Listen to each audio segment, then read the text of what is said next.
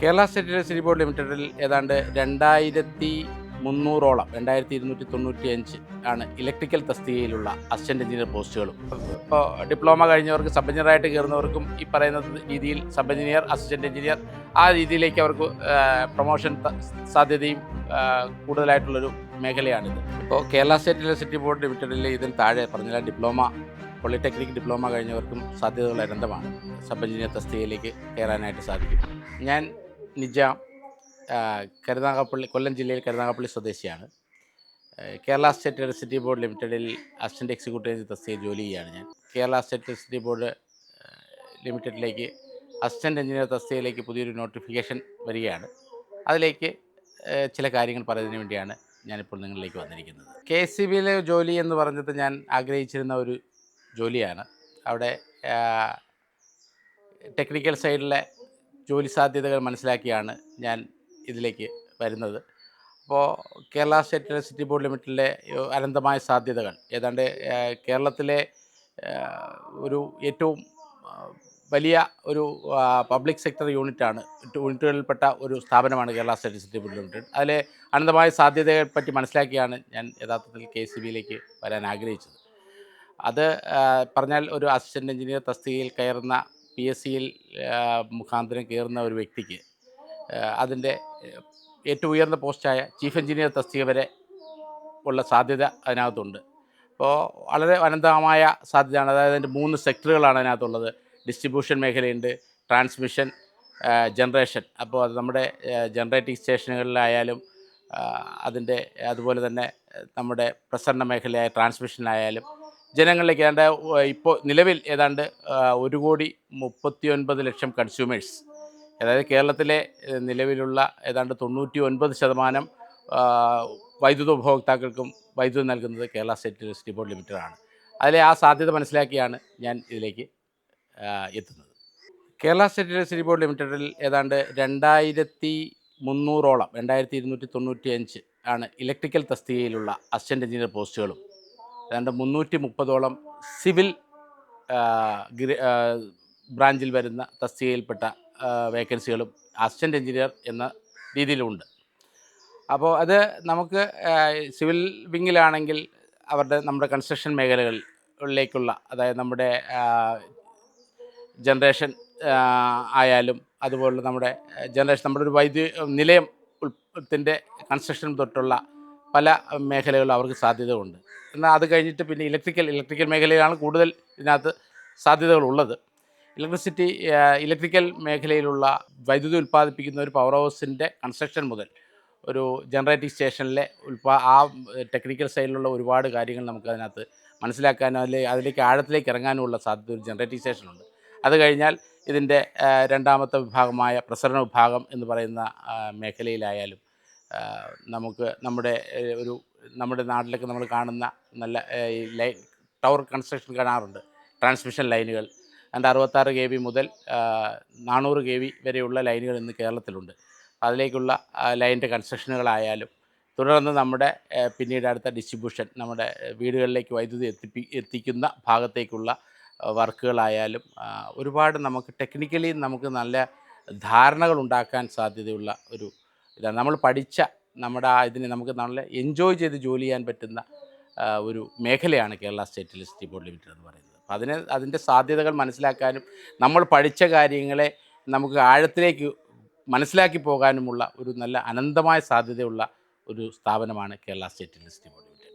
ഇപ്പോൾ നമ്മൾ ഒരു അസിസ്റ്റൻറ്റ് എഞ്ചിനീയറായി നമ്മൾ ഈ തസ്തികയിലേക്ക് ഈ കേരള സ്റ്റേറ്റ് ഇലക്ട്രിസിറ്റി ബോർഡ് കയറുന്ന ഒരാളിന് തുടർന്ന് assistant executive engineer, deputy chief engineer, തുടർന്ന് ചീഫ് എഞ്ചിനീയർ എന്ന ഏറ്റവും ഉയർന്ന പോസ്റ്റ് വരെ എത്താനുള്ള സാധ്യതകളാണ് നമുക്കുള്ളത്.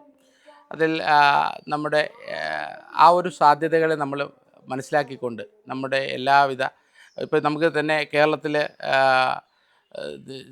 ഒരു മേഖലയിൽ പറഞ്ഞു കഴിഞ്ഞാൽ നമ്മുടെ ഡിസ്ട്രിബ്യൂഷനിലായാൽ പോലും കേരളത്തിൽ നമുക്ക് ചീഫ് എഞ്ചിനീയർ എന്ന് പറയുന്നത് തന്നെ ഡിസ്ട്രിബ്യൂഷൻ മേഖലയിൽ തന്നെ, അതായത് വിതരണ മേഖലയിൽ തന്നെ നമുക്ക് 4 ചീഫ് എഞ്ചിനീയർമാരുണ്ട്. ട്രാൻസ്മിഷനിലായാലും അതുപോലെ ചീഫ് എഞ്ചിനീയർമാർ 3 പേരുണ്ട്. ജനറേഷനിലായാലും നമുക്ക് ഒരു ജനറേഷൻ കേരളത്തിൽ ഒരു ചീഫ് എഞ്ചിനീയറാണുള്ളത്. അതിൻ്റെ താഴെയായിട്ട് നമുക്ക് ഇവരുടെ താഴെ നമുക്ക് ഡെപ്യൂട്ടി ചീഫ് എഞ്ചിനീയർമാരുണ്ട്. ജില്ലാ അടിസ്ഥാനത്തിൽ തന്നെ വിതരണ മേഖലയിൽ തന്നെ ഒരു ജില്ലയിൽ 2 ഡെപ്യൂട്ടി ചീഫ് എഞ്ചിനീയർമാർ തന്നെയുണ്ട്. അതിന് താഴെ നമുക്ക് ഡിവിഷൻ തലത്തിലുള്ള എക്സിക്യൂട്ടീവ് എഞ്ചിനീയേഴ്സ്, താഴെ സബ് ഡിവിഷൻ തലത്തിലെ മേധാവികളായ അസിസ്റ്റൻറ്റ് എക്സിക്യൂട്ടീവ് എഞ്ചിനീയർ, നമ്മുടെ ഡിസ്ട്രിബ്യൂഷൻ ഓഫീസുകൾ, സാധാരണ നമ്മുടെ സെക്ഷൻ ഓഫീസുകളുടെ എല്ലാ മേധാവികളായ അസിസ്റ്റൻറ്റ് എഞ്ചിനീയർ പോസ്റ്റാണ് തുടക്കത്തിൽ നമുക്കുള്ളത്. അങ്ങനെ അതിന് ആ ഒരു മേഖലകളിലേക്ക് വന്നാൽ നമുക്ക് ഒരുപാട് നല്ല, അതായത് നല്ല ശമ്പളത്തിൽ തന്നെ പറഞ്ഞാൽ നമ്മുടെ ശമ്പള സ്കെയിൽ തന്നെ മറ്റുള്ള പല സ്ഥാപനങ്ങളെ അപേക്ഷിച്ച് വളരെ ഉയർന്ന ശമ്പളം ലഭിക്കുന്ന ഒരു സ്ഥാപനമാണിത്. അതുകൊണ്ട് തന്നെ നമ്മുടെ ജീവിത നിലവാരം തന്നെ നമുക്ക് നല്ല രീതിയിൽ മാറ്റാൻ സാധിക്കുന്ന ഒരു സ്ഥാപനമാണ് Kerala state electricity board limited. അപ്പോൾ അതുകൊണ്ട് അതിലെ ഈ കിട്ടുന്ന ഒരു സാഹചര്യത്തെ നിങ്ങളത് യൂട്ടിലൈസ് ചെയ്യണം എന്ന ഒരു അഭിപ്രായമാണ് എനിക്ക് മെയിനായിട്ടുള്ളത്. അപ്പോൾ ആ ഒരു സാഹചര്യത്തിൽ നിങ്ങൾക്ക് ഈ സ്ഥാപനത്തിൽ കയറിയാൽ നിങ്ങളുടെ വളരെ മെച്ചപ്പെട്ട ഒരു ജീവിത നിലവാരമായിരിക്കും നിങ്ങൾക്ക് ഉണ്ടാകുക എന്നുള്ളതിന് യാതൊരു സംശയം വേണ്ട.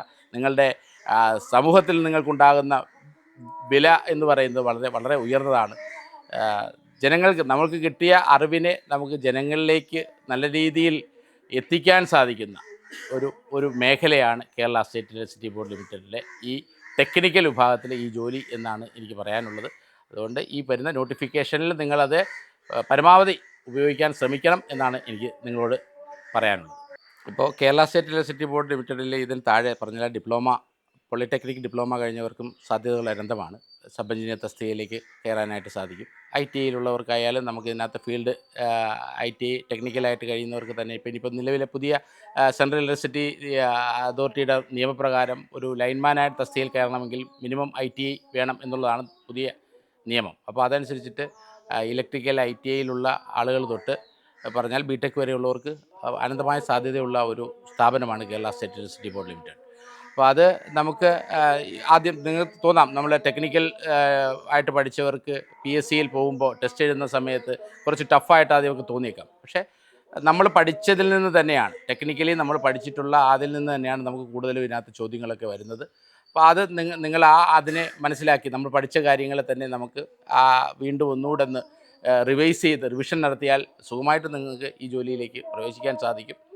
അത് ഇപ്പോൾ ഡിപ്ലോമ കഴിഞ്ഞവർക്ക് സബ് എഞ്ചിനീയറായിട്ട് കയറുന്നവർക്കും ഈ പറയുന്ന രീതിയിൽ സബ് എഞ്ചിനീയർ, അസിസ്റ്റൻറ്റ് എഞ്ചിനീയർ ആ രീതിയിലേക്ക് അവർക്ക് പ്രൊമോഷൻ സാധ്യതയും കൂടുതലായിട്ടുള്ളൊരു മേഖലയാണിത്. അത് നിങ്ങൾക്ക്